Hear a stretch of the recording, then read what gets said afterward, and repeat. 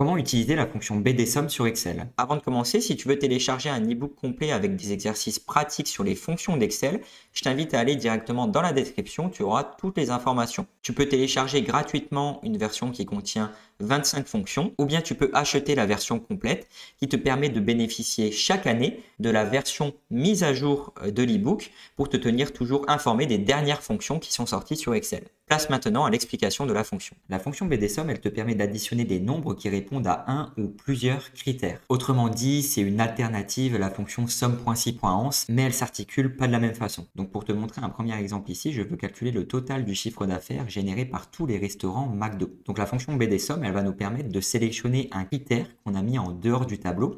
Donc ici, en l'occurrence, j'ai mis le titre restaurant qu'on retrouve dans la colonne du tableau. Ça, c'est hyper important dans les fonctions de base de données. Et par contre, dans le critère, j'ai mis McDonald's avec la petite étoile pour dire peu importe ce qu'il y a après. Comme là, au niveau de mes restaurants, j'ai des villes. Donc, dans la pratique, ça donne ça. Je vais mettre égal BDSum. Et donc, on va avoir trois arguments dans la fonction BDSum et dans toutes les fonctions de base de données en général. Donc, le premier argument, ça va être ta base de données, c'est-à-dire tout ton tableau que tu dois sélectionner absolument avec les en-têtes. C'est pour faire le lien ensuite avec ici le restaurant et ici aussi le restaurant dans tes critères. Point virgule, dans le champ, eh bien, tu veux additionner le chiffre d'affaires réalisé. Donc, soit tu écris directement chiffre d'affaires réalisé comme ça entre guillemets, soit tu mets que c'est ta deuxième colonne, donc tu mets juste un 2 comme ça. Point virgule, et dans le critère, eh bien, tu vas sélectionner tous tes critères. Donc, tu prends le critère et le titre du critère pour faire la jonction avec la base de données, restaurant et restaurant ici. Et ensuite, tu fermes la parenthèse et tu fais entrer et ça te renvoie 1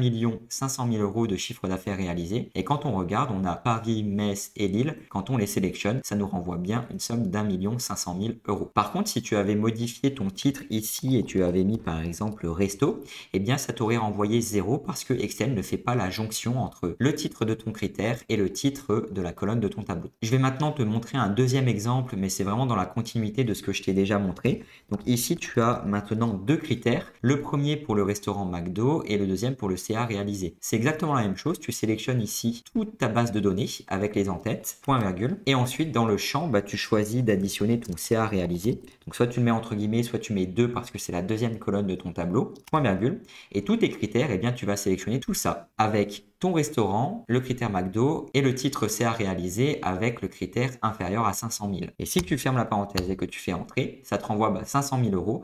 Et quand tu regardes tous les restaurants McDo, ici j'ai 1 million donc on ne veut pas le prendre en compte. Pour Metz, j'ai 100 000 € et pour Lille, j'ai bien 400 000 €. Donc quand tu sélectionnes les deux, ça te renvoie bien 500 000 € de chiffre d'affaires réalisé avec les critères qu'on avait définis. Et l'avantage, eh bien, c'est que si tu veux modifier tes critères, où là tu vas mettre par exemple supérieur ou égal à 400 000, ça va te renvoyer 1 400 000 et quand on regarde, on a bien le McDo à Paris plus le McDo à Lille et la somme justement des deux chiffres d'affaires réalisés, ça te renvoie bien 1 400 000 €. Tu aurais pu arriver au même résultat avec des fonctions somme.si.ans, sauf que la fonction BDSum et les fonctions de base de données en général, elles sont utiles quand tu as énormément de critères et que tu veux les sélectionner manuellement au-dessus de ta base de données ou dans un tableau de bord.